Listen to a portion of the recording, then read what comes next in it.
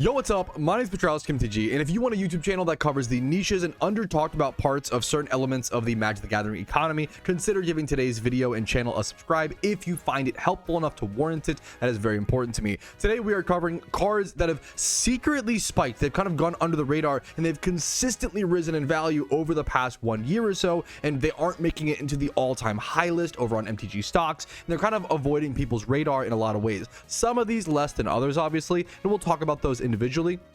Let's go ahead and jump into it. First things first, a card that I talked about, I think being underrated in Tarkir Dragonstorm, just a really good reprint. Similar card to things like Green Sun Zenith. It's not the most powerful effect of this kind of card. If you don't know, Nature's Rhythm, X and 2 green for a sorcery. Search your library for a creature card with mana value X or less and put it onto the battlefield. And you can also recast it from your graveyard with Harmonize. And that's the really cool part, being able to cast this card twice. It has gone up 125% in value over the past 1 year, according to TCG Player. This card came out alongside Tarkir Dragonstorm. It was only about $1 or $2, and now it's up to $6-7 for near mint copies. I sold a copy of this, I think a pre-release copy, for like $6 a bit ago, and now that's been going up, and it's been cool to see this card that I talked about go up in value.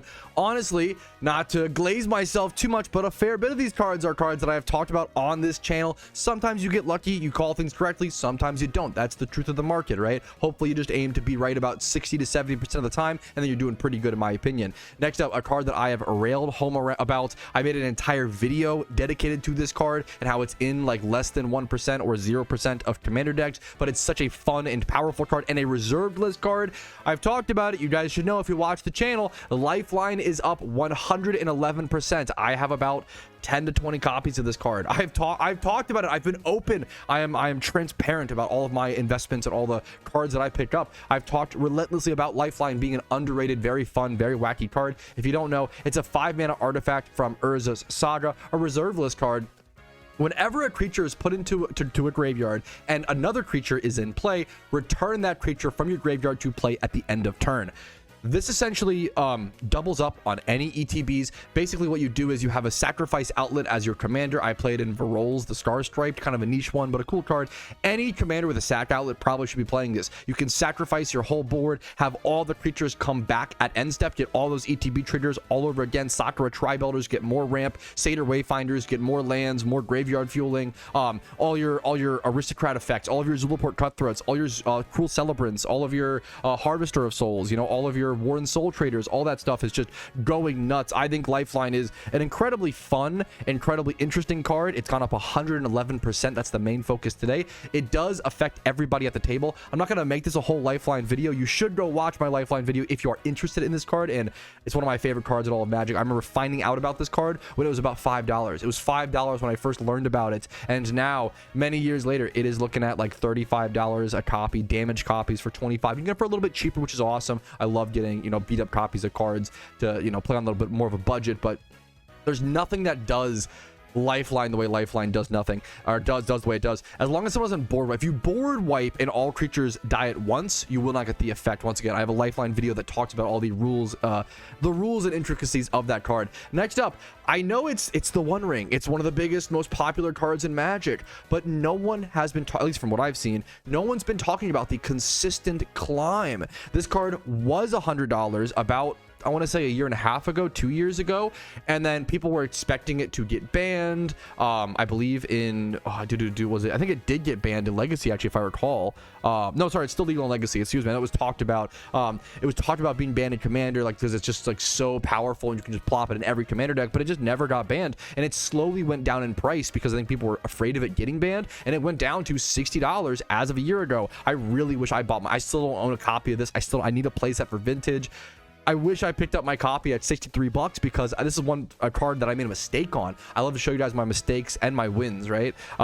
This card is now up 63% over the past year, just consistently climbing. Like, nobody's talking about it that much. It's kind of just slowly creeping up in value. These are not cards that have spiked. It's a big part of today's videos. These are not cards that have spiked due to pre-modern becoming more popular, you know, due to all these things. These are cards that have just slowly and consistently risen in value because they are powerful cards that see consistent play.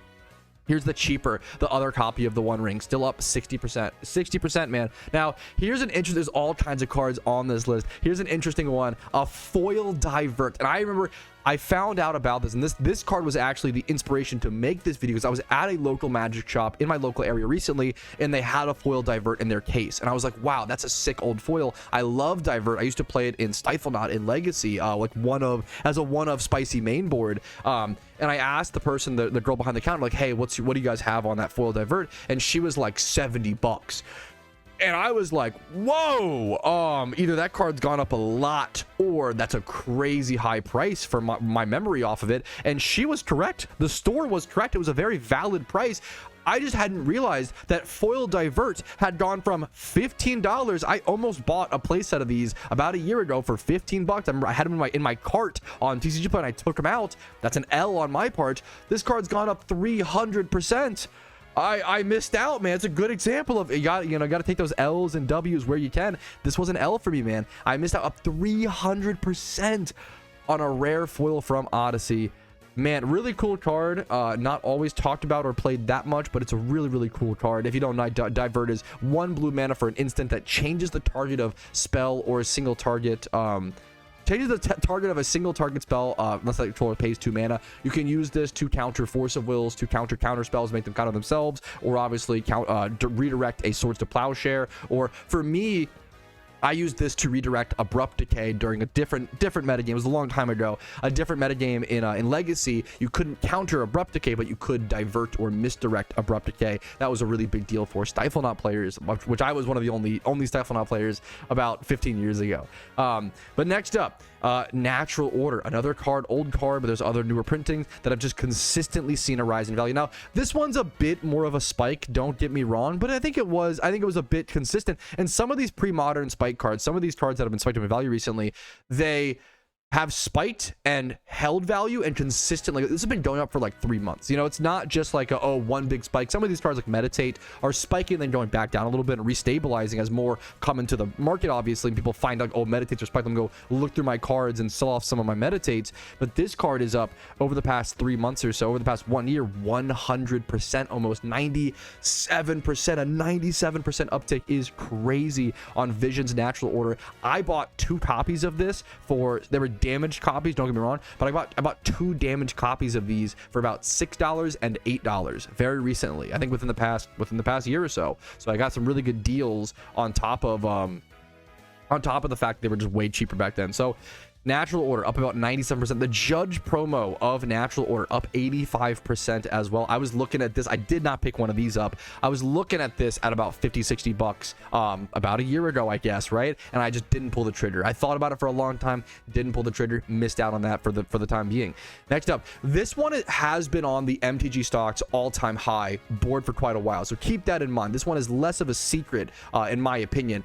Ad Nauseam, with the rise of CEDH, Ad Nauseam has been popping off over the past 1 year. Ad Nauseam is up 100% over the past 1 year, just slowly and steadily. No like crazy spikes all at once. It's really just steadily been climbing over the past 1 year, with CEDH on the rise for the most part. That's where it really gets played. It used to get played in Ad Nauseam, Tendrils, and Legacy, and probably still does to some extent, but I don't know how often that deck is seeing play these days.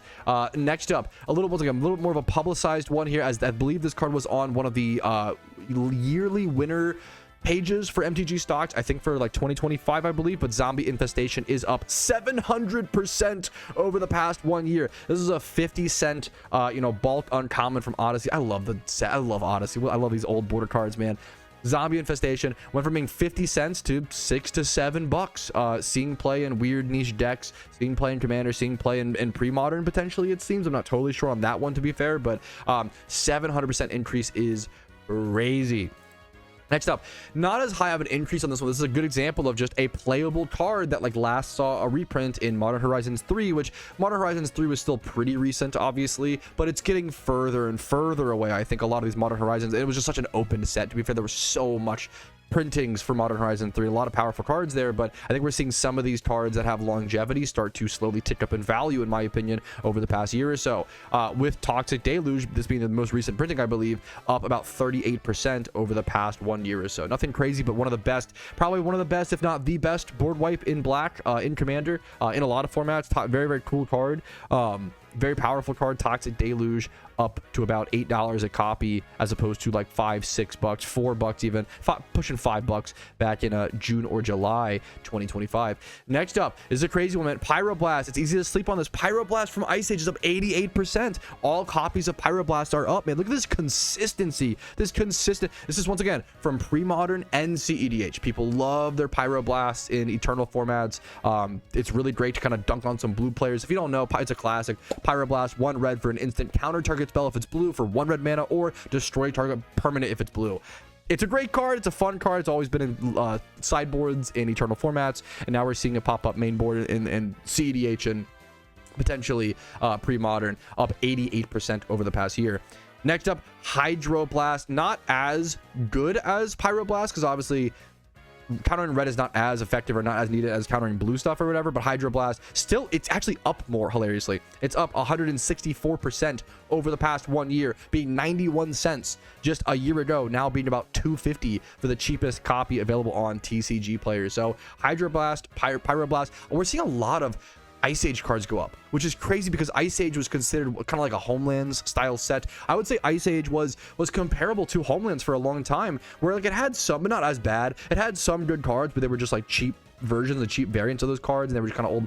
People didn't really give Ice Age the love, and now I think it's kind of seeing a lot of cards in Ice Age popping up in value. If you have any sealed Ice Age, and maybe it's gone up, I haven't checked that in a while, but I bet you sealed Ice Age has gone up over the past 1 year, would be my guess. But check it out, Hydroblast. Now, another card I've talked about here on the channel, a ton of card that I am spec'd pretty heavily into, or decently into, about $100 to be fair. You know, I'm fucking crazy. We're normal guys around here for the most part, but Cadaverous Bloom is up 37-ish% over the past 1 year. I have a whole video series on this card about trying to manipulate and invest into the MTG reserved list with only $100, and I ended up picking up this card. I picked up I think like 20 to 30 copies of this card at about $3 a piece was the goal, so we're doing pretty well there, doing pretty smooth there. Seeing Cadaverous Bloom pop up, like the cheapest copy right now is $6, $6.17 with shipping included. That's pretty darn good if you ask me on Cadaverous Bloom. All right, and now we gotta cover the 2 final cards that are super expensive. These are the big dollar cards. They're reserved list. I get it, they're crazy. None of them can afford these, but we got to talk about them. Gaea's Cradle is up 62%. People are talking about Vintage Magic being like quiet and nobody's buying Vintage Magic, and to be fair, Gaea's Cradle is more, I consider it more of a Commander card these days than like a Vintage Magic card. You don't see a whole lot of Gaea's Cradle. You see it a little bit in Legacy and like Gaea's Cradle control decks. I don't know if Gaea's Cradle gets played in Vintage, not to my understanding, but I'm not as versed in that format. Gaea's Cradle up to the cheapest copy. Let's see. The cheapest copy available right now on TCG Player is $1,200, $1,100-ish, you know, $1,150, let's say. $1,150 is the cheapest copy. This chart isn't even caught up. It's actually up more than 62%. It's not caught up. People bought a lot of this card over the past month or so. People have been buying this card up a fair bit. It was $562 a year ago, and now it's pushing, so it's actually over. Is that a 100% increase? Like 562 now up to 1150. We're pushing like a 100% increase on Gaea's Cradle in 1 year. People are putting money into Magic the Gathering right now, man. It is a crazy thing to see. People want to spend money on cardboard. They want to invest. They love the game. It's a great game. I get it. But it's crazy. It's honestly shocking how much money people are willing to put into it. Next up, Mox Diamond. The last card to talk about today. Mox Diamond up 80%. Similar situation to Gaea's Cradle, up 80%. It was 540, which that was super expensive, you know, a year ago.